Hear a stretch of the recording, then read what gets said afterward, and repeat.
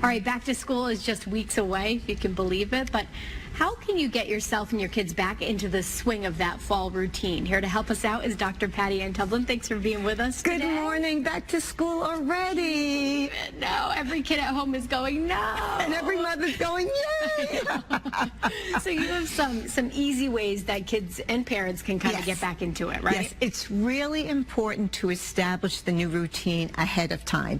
What happens is, if you just let the kids go right into the school routine, it's not going to look pretty. Okay. So depending upon the age of the child will determine how early you start the routine. For example, the younger children, like preschool's probably in daycare, but the children going back to school, say ages 5 to 7. Okay. I would suggest that you let them get to bed earlier. Start the routine around 5 to 7 days before school starts. Get them to bed earlier, and then, regardless of when they go to sleep, wake them up at the time that they need to be awoken to get ready for school. So within about a week, they should be good to go. They should be adjusted. Oh, good. Middle-aged children, teenagers, 3 days max. Okay. And they'll figure it out. Yeah, because that morning routine can be a bear. It can be a bear, and it's very important because it really sets the tone to start the day, and the kids really need their rest. It's good for their memory. It's good for their mood. Okay, so that's number one. What about number two? Okay, the second thing is be aware for children of all ages. If you notice any kind of jittery signs, right? Just little things like they're a little bit more whiny or a little bit crankier.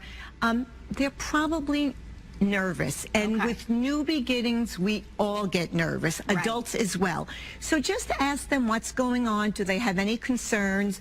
It's a new beginning. Just reassure them that it's a new year. Perhaps they remember something negative that happened last year. Maybe they had a teacher they didn't like, or a class that they didn't like. Tell them this is a new beginning, it's a new slate, and to be positive. And to keep an eye, keep an eye out for some of those behaviors, right? That takes us to number 3. Exactly. There's a difference between jittery behavior and avoidance behavior. Avoidance behavior you really have to have a heads up with. And that's the type of behavior where young children are exceptionally clingy, and older children, the teenagers, are more obnoxious than the baseline obnoxious, and the kids will complain of a headache and a stomach ache. Illnesses that you don't really know. So what I would suggest you do is find out what's going on for them and let them know that they will have resources to help if they're concerned about some real issues. For example, we really cannot overemphasize the bullying and the cyberbullying that goes on in school today. It really breaks my heart to have to talk about it, but it's a reality. So let the children know that within the school system there should be a trusted adult that they will go to if they're being bullied in any form. And it doesn't have to necessarily be the guidance counselor. Many times, believe it or not, the children really connect to the janitors. Why?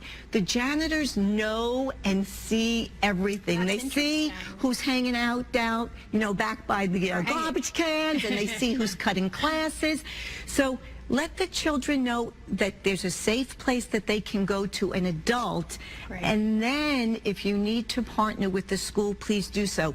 But don't think that the behavior and the bullying will just go away. And yes, we need to let children work things out for themselves. They really do need to learn conflict resolution skills, but it's a whole new world with this cyberbullying, so please be aware of it. All right, Dr. Patty Ann, thanks for being with us. We appreciate it.